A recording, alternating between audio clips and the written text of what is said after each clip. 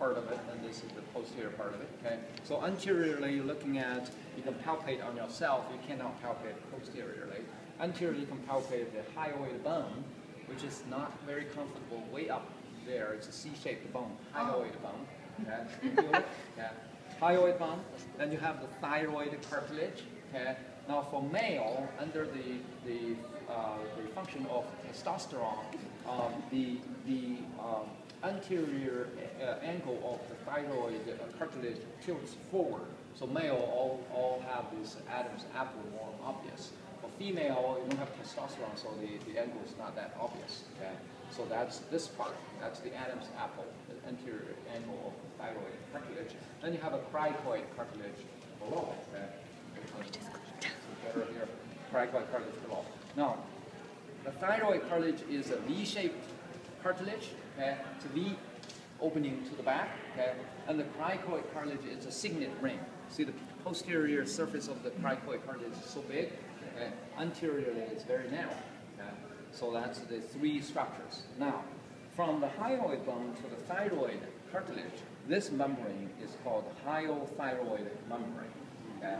Hyothyroid membrane. How's thyrohyoid? Thyrohyoid membrane. Okay, either way. Oh, okay. Then you go down here. This is a cricothyroid membrane over here.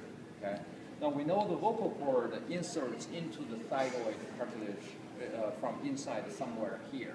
So the cricothyroid membrane is below the vocal cord. And that is the place where you can open up for emergency airway.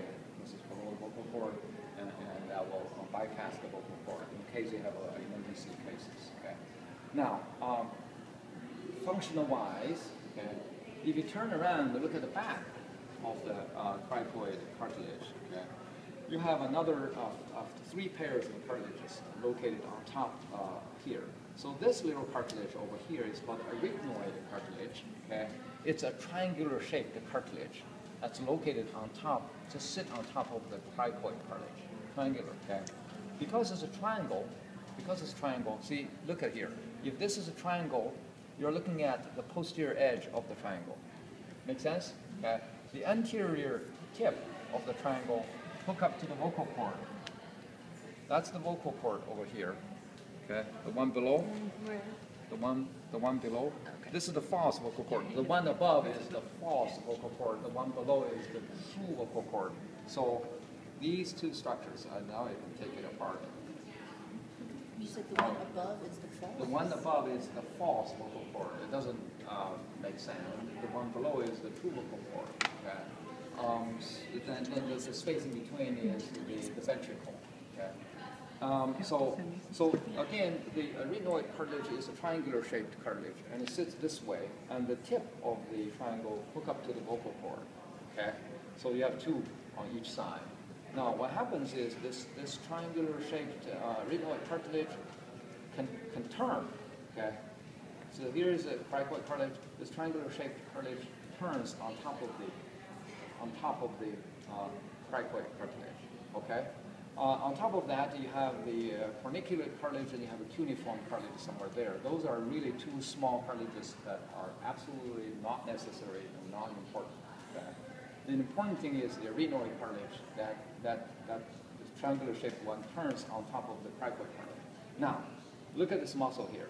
So if you have a triangular shape, and the tip of the triangle hook up to the vocal cord, and this angle here, hook up to two muscles.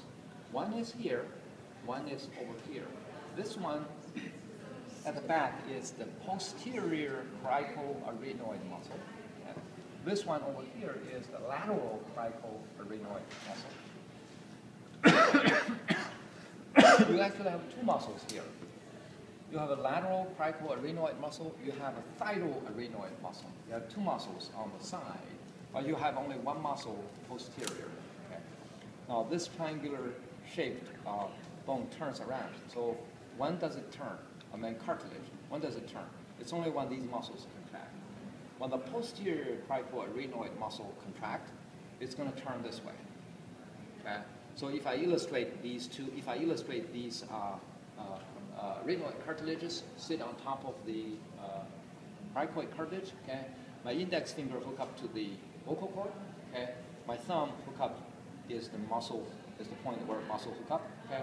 See, if it turns this way, it opens the vocal cord. Does? Okay. It turns this way, it closes the vocal cord. Right? I'm illustrating the two arytenoid cartilages turning on top of the cricoid cartilage. See here? Okay. So the tip of my thumb hook up to the muscles. Okay. The tip of my index finger hook up to the vocal cord. So when this muscle contracts, that's a posterior cricoarytenoid muscle. When this muscle contracts, it turns this way, open the vocal cord. Okay. Overall fixed in the front, so it's going to open up like a triangular shaped space here. But when the lateral cricoarytenoid muscle and the thyroarytenoid muscle contract on the lateral side, it's going to close, right? Okay. So your arytenoid cartilage right now, mine, is doing this way. Okay. It's moving very delicately to allow the vocal cord to open and close. Make sense? Okay. You have only one muscle to open it. That's the posterior cricoarytenoid muscle. You have more than one muscle to close it.